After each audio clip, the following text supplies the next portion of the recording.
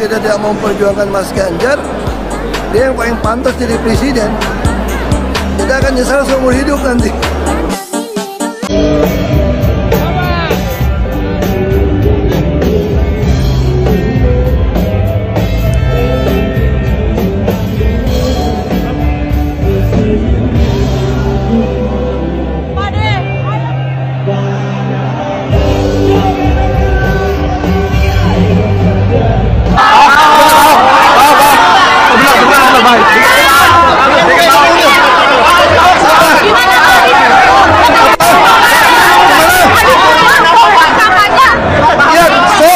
Kampanye khususnya di Jakarta ya, memang udah lama saya mau mundur, masalahnya RUPS-nya mundur. Saya mesti pastikan rencana kerja perusahaan itu sudah di RUPS-kan, KPI sudah di RUPS-kan, dan saya di situ termasukkan tahun ini Pertamina harus bisa menghemat minimal 46% dari pengadaan barang. Makanya saya mesti taruh di RUPS. Dan kita juga waktu saya tinggalkan, saya ingin ada direktur manajemen risiko di dalam. Nah itu udah dilantik, makanya saya berani lepas itu ya.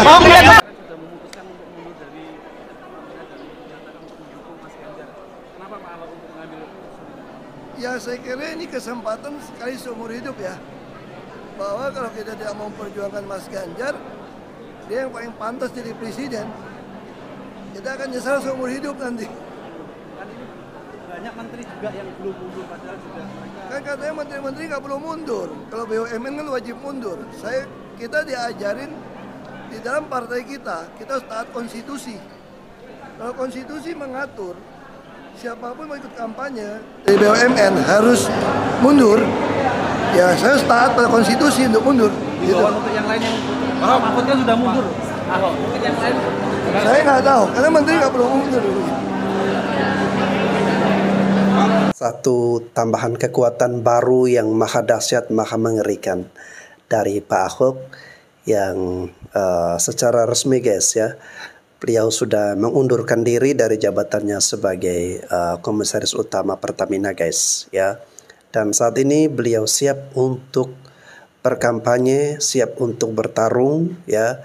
Dan alhamdulillah puji Tuhan ya, Pak Ahok berada dalam satu barisan yang sama bersama dengan Pak Ganjar dan Pak Mahfud.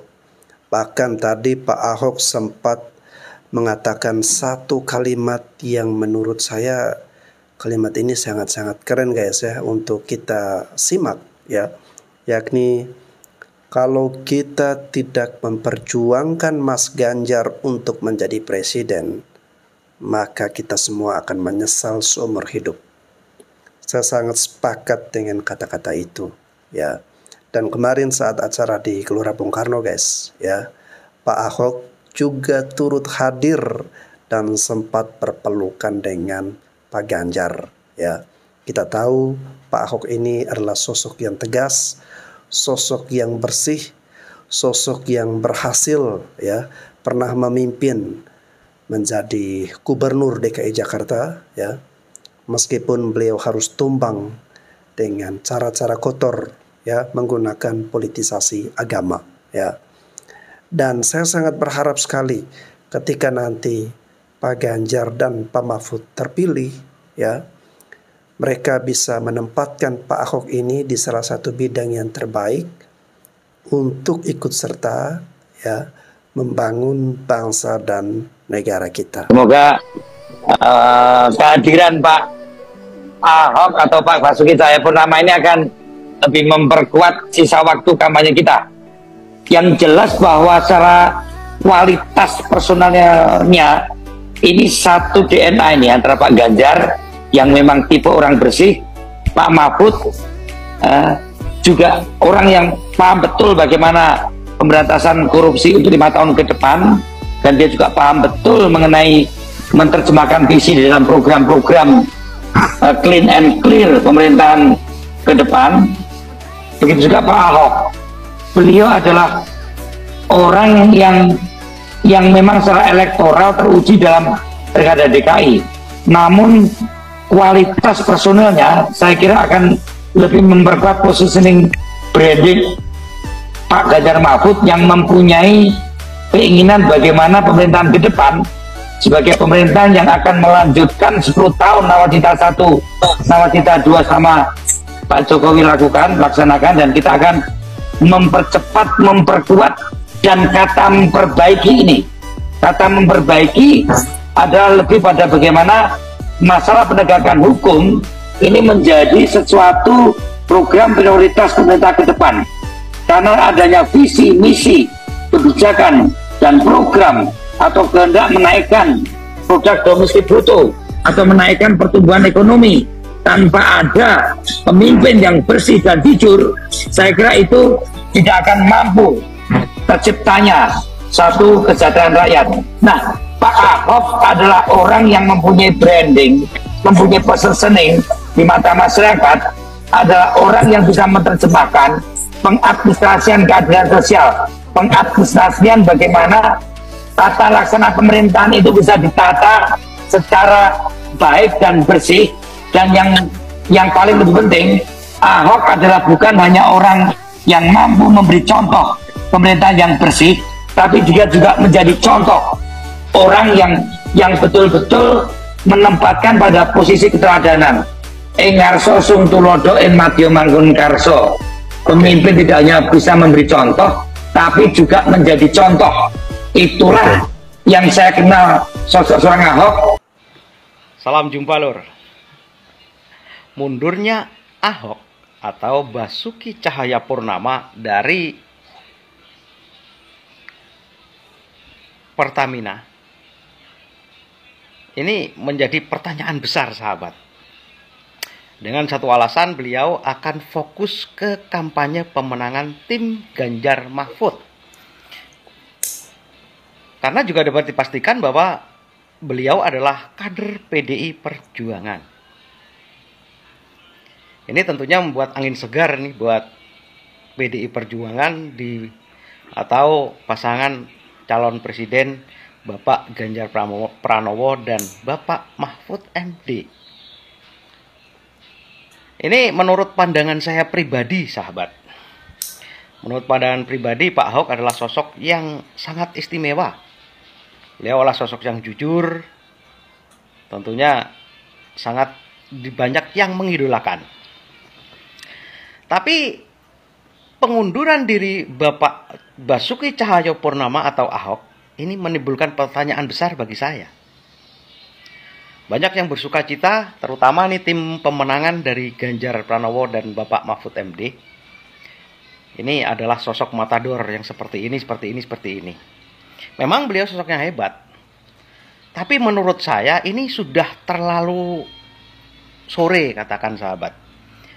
Karena apa? Pemilihan sebentar lagi akan dilaksanakan. Apa kira-kira ngefek suara dari Pak Basuki Cahayapurnama atau Bapak Ahok kepada calon pemilih dukungan kepada Ganjar Pranowo? Tentunya menurut pandangan saya pribadi juga sangat berefek, sahabatku. Banyak efeknya. Dan saya pastikan suara dari Bapak Ganjar Pranowo akan naik elektabilitasnya karena dukungan dari Ahok. Dan berikutnya menurut pemikiran saya pribadi juga banyak pemikiran, sahabat. Ini menimbulkan pertanyaan besar bagi saya. Apakah benar ini Bapak Ahok ini mundur dikarenakan memang sengaja ingin membela PDI Perjuangan yang notabene mengangkat Bapak Ganjar Pranowo? Ataukah memang ini adalah strategi jitu dari Pak D. Jokowi? Karena apa?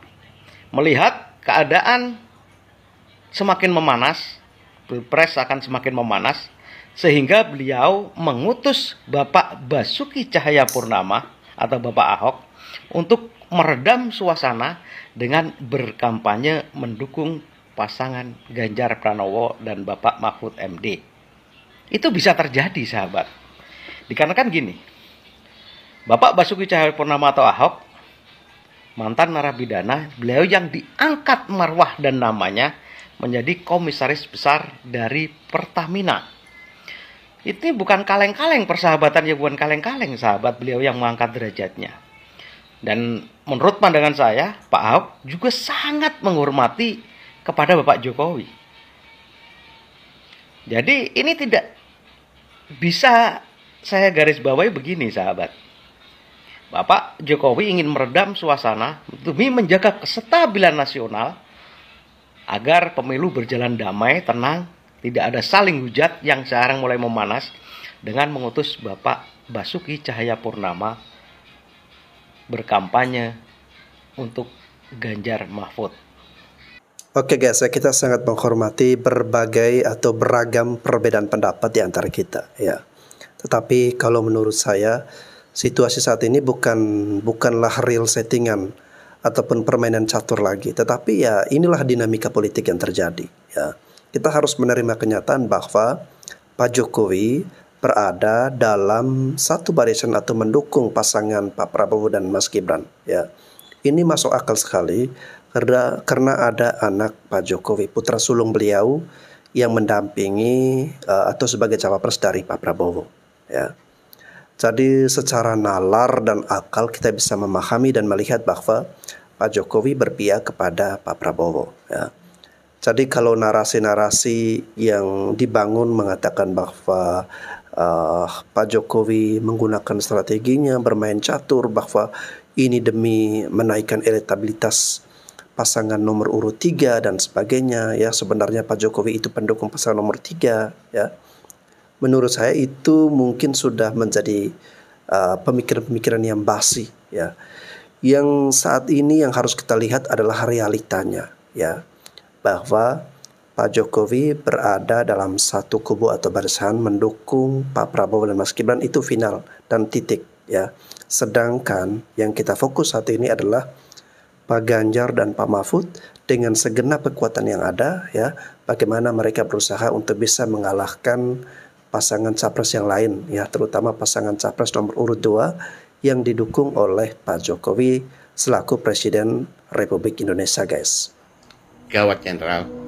Sepertinya kemenangan kubu 03 sudah di depan mata.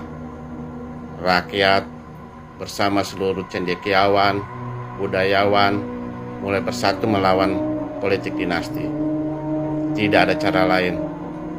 Jenderal harus menghadap Bapak sekarang. Keluarkan semua pasokan beras yang ada di gudang Bulog di seluruh Indonesia. Bagikan kepada seluruh rakyat. Masing-masing kakak mendapatkan 50 kilo beras, 5 dus mie instan, 5 liter minyak goreng, plus uang 50 juta. Saya yakin dukungan suara rakyat akan beralih ke kubu 02. Cuma itu satu-satunya untuk bisa memenangkan sang putra mahkota. Demikian, Jenderal. Terima kasih. Akhirnya gue memutuskan untuk memilih Prabowo. Tenang. Gue bisa jelasin ini alasannya. Yang pertama itu programnya. Gue suka banget sama programnya Prabowo gitu ya. Apalagi programnya yang ingin menaikkan gaji pejabat gitu untuk mengentaskan korupsi gitu. Padahal ada opsi mengesahkan UU perampasan aset biar koruptor-koruptor ini miskin. Tapi Prabowo ini lebih memilih untuk menaikkan gaji pejabat. Buat gue ini brilian banget gitu ya. Karena gue sendiri ya, rakyat kecil, gue emang mikir pejabat kita tuh jauh lebih penting sih. Gue tuh mikirnya tiap hari-hari tuh kayak pejabat kita tuh udah makmur belum ya gitu. Itu jujur itu dalam hati gue gitu, Bas. Terus yang kedua, programnya itu yang makan siang gratis gitu kan ya, buat anak sekolah. Nah di sini program ini kan memotong dari dana BOS, bidik misi dan anggaran pendidikan lainnya untuk sebuah makan siang gratis. Buat gue itu sangat-sangat brilian gitu ya. Jadi gue kan lolos kuliah bisa kuliah gara bidik misi itu. Berarti ntar kuota buat bidik misi mungkin akan dikurangi atau gimana gue nggak tahu. Dan fokusnya buat makan siang gratis. Buat gue itu brilian sekali gitu. Salut, Bro. Itu alasan pertama tentang programnya. Dan yang kedua nih, gue suka sama orang-orang di belakang Prabowo. Yang pertama banget, gue tuh salut banget sama Nikita Mirzani. Dia tuh kan Prabowo garis keras ya. Dan buat gue, Nikita Mirzani ini adalah salah satu sosok yang inspiratif. Inspiratifnya apa? Dia ini, gue nggak tahu karyanya apa, tapi dia bisa sukses gitu. Gue sangat salut sama orang kayak gitu. Terus yang kedua, ada Rahel V-nya. Seperti yang kita ketahui, Rahel V-nya ini sangat-sangat inspiratif gitu ya. Dia bisa melanggar PPKM saat masa corona, dan buat itu sangat-sangat inspiratif gitu kan. Dan ya keren banget lah. Itu dari segi selebritis. Kalau dari segi politisi, gue suka banget sama Airlangga Hartarto gitu kan ya. Dia seorang ketum Golkar. Kenapa dia bisa jadi tim ses di Prabowo gitu? Yang gue tahu karena sempat Airlangga Hartarto ini terjerat kasus dan diperiksa KPK, dan beberapa hari setelah itu akhirnya menjadi tim ses dari Prabowo. Ada lagi Zulkifli Hasan, dia ketum PAN, sama kasusnya sempat dicek ada kasus, setelah itu jadi tim ses Prabowo. Berarti gue yakin banget ini orang-orang keren lah gitu kan ya. Kenapa setelah beres kasus tiba-tiba larinya ke Prabowo? Itu menarik banget. Dan yang terakhir yang paling penting menurut gue, cara berkampanye dari Prabowo adalah salah satu cara berkampanye yang terbaik. Jujur gue gak suka tuh sama cara kampanyenya Anies sama Ganjar gitu. Ngapain coba berdiskusi sama masyarakat umum? Gak penting itu. Itu tuh mereka tuh goalsnya untuk mencerdaskan bangsa sesuai undang-undang. Kita kan gak perlu hal itu gitu kan ya. Kayak kita tuh joget-joget juga tuh buat gue udah ngena banget gitu. Kita butuh yang pemimpin yang jago joget menurut gue. Itu salah satu komponen terpenting buat gue. Apapun permasalahannya bisa kita jogetin aja. Gas abis ya joget aja lah santai. Beras abis ya udah jogetin aja santai. Jadi joget aja, joget gemoy. Dan di kampanye Pak Prabowo ini gue suka banget sih. Pak Prabowo ini senang mengeluarkan quotes-quotes yang keren banget gitu ya. Salah satunya ya ini gitu kan. Dan ini juga. Jadi ya so far buat gue nggak ada alasan sih ya buat nggak milih Prabowo gitu kan ya. Dari programnya, dari orang-orang di belakangnya, ada Nikita Mirzani, Rahel V-nya segala macam. Terus dari cara berkampanyenya, beliau adalah kandidat paling sempurna buat posisi presiden. Jadi kalau menurut lu gimana? Apa yang membuat lu memilih Prabowo? Kalau gue tadi sih. Oke, alasan bagi saya kenapa saya memilih Pak Prabowo, karena program makan siang gratis, minum susu gratis, ya lumayan lah.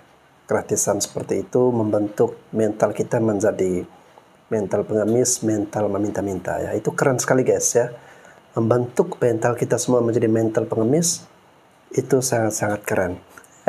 2024 Prabowo lah yang akan menjadi presiden. Tapi Prabowo tidak akan full 5 tahun menjadi presiden karena nanti akan ada orang yang menjatuhkan dia. Sempat ada video TikTok yang lewat di FYP gue pada waktu itu. Jadi posannya itu kayak background hitam dan tulisan fontnya itu berwarna putih. Dia mengatakan kalau dia datang dari masa depan dan dia meramal, bahasanya sih bukan meramal, tapi dia menerawang bahwa 2024 Prabowo lah yang akan menjadi presiden. Tapi Prabowo tidak akan full 5 tahun menjadi presiden. Karena katanya nanti ada 2 orang yang akan melengsarkan dia dari jabatan dia sebagai presiden. Kalau nggak salah waktu itu seingat gue dia bilang Prabowo hanya akan menjadi presiden selama 2 tahun saja. Gue udah sempet save VT-nya, cuman VT-nya itu langsung hilang. Gue nggak tahu hilangnya itu karena di take down atau karena dihapus sama dia sendiri. Kalian bisa lihat ini videonya.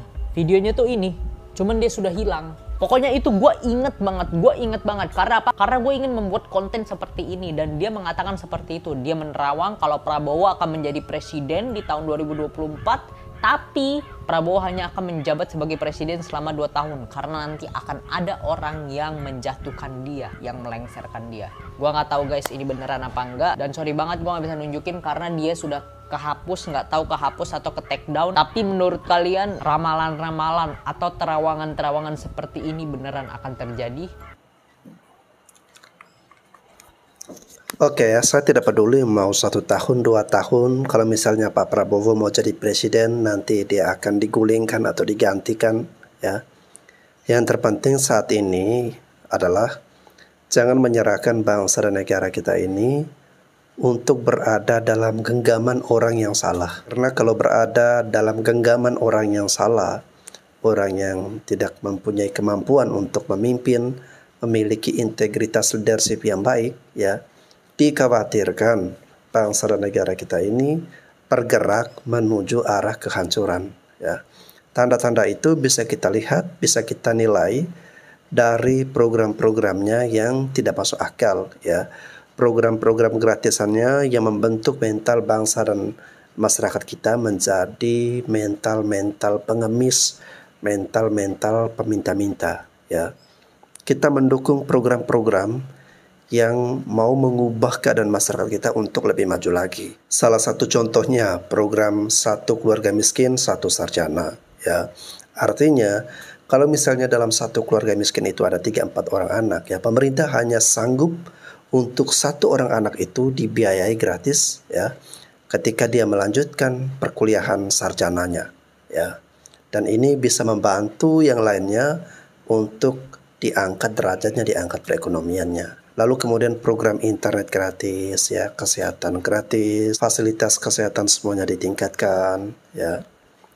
Nah, program-program yang tepat sasaran seperti itu ya, kita dapat melihat bahwa calon pemimpin ini memang berkualitas ya. Oke guys, saya kembali lagi dengan aktifnya Pak Ahok saat ini ya untuk siap bertempur di sisa waktu yang ada saat ini ya untuk menjadi tim sukses ya dari pasangan Ganjar Mahfud. Oke, tadi ada netizen yang mengatakan ini sudah terlalu sore ya. Menurut saya belum tentu ya. Bisa saja Pilpres berlanjut ke putaran kedua ya. Nah, putaran kedua itu guys ya, pemilihan berikut akan terjadi di bulan 6 guys ya. Dan bulan 6 itu kan masih sangat lama sekali. Dan itu waktu yang sangat banyak ya bagi Pak Ahok ya. Dan juga mungkin ada muncul lagi figur atau tokoh-tokoh lain untuk sama-sama mendukung ya, sama-sama mengkampanyekan kemenangan Ganjar Mahfud. Oke guys, terima kasih sudah menyaksikan video ini. Saya Bastian Sebo, tetap semangat untuk kita semua. Sampai jumpa lagi.